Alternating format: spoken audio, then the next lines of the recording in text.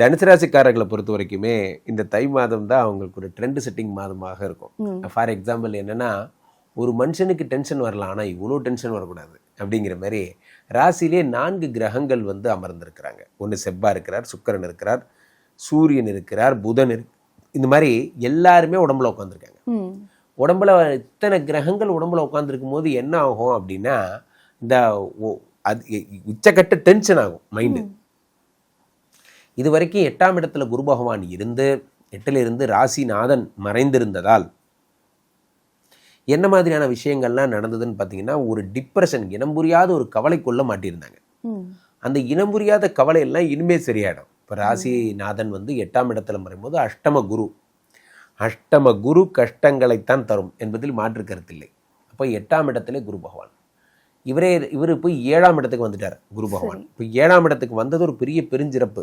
காரணம் என்ன அப்படின்னா, இந்த 7ஆம் இடம்னா என்ன அப்படின்னா திருமணம், வைபோகம், கல்யாணம். ஸோ அப்போ தனுசு ராசிக்காரர்களுக்கு இல்லற வாழ்க்கை, குடும்ப வாழ்க்கை இனிக்க போகிறது. நவம்பர் டிசம்பரில் படாத பாடுபட்டேன் சார். நான் வந்து இந்த மார்கழி மாதத்துக்கு முன்னாடிலாம் பார்த்தீங்கன்னா, கார்த்திகையெல்லாம் பார்த்தீங்கன்னா ரொம்ப கஷ்டப்பட்டோம். இப்போ மார்கழியில் தான் ஓரளவுக்கு பரவாயில்ல, தை மாதத்துக்கு அப்புறம் சூப்பராக இருப்போம். போன்ற மனைவி வந்து முன்னை விட இப்போ நெருங்கி வரா, நல்லா பேச ஆரம்பிக்கிறா. இப்போ தான் எங்களுக்குள்ள ஒரு அண்டர்ஸ்டாண்டிங்கே வருது போன்றவை எல்லாம் ஏற்படும். 8ஆம் இடத்து குரு பகவான் 7ஆம் இடத்தில் இருக்கிறார். 7ஆம் இடத்துல வந்திருப்பது திருமண வாழ்க்கைக்கான மகிழ்ச்சியை குறிக்கிறது, காதலை குறிக்கிறது.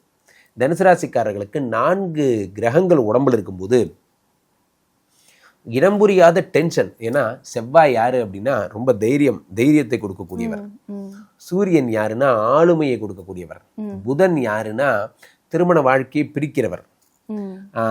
அப்போ பாதகாதிபதி உங்களுக்கு. இப்போ இவங்க எல்லாரும் சேர்ந்த மல்டிபிள் காம்பினேஷன் உடம்புல உட்காந்துருக்கும் போது ஒரு விரக்தி மனநிலை இவங்க மனசுல நிலவும்.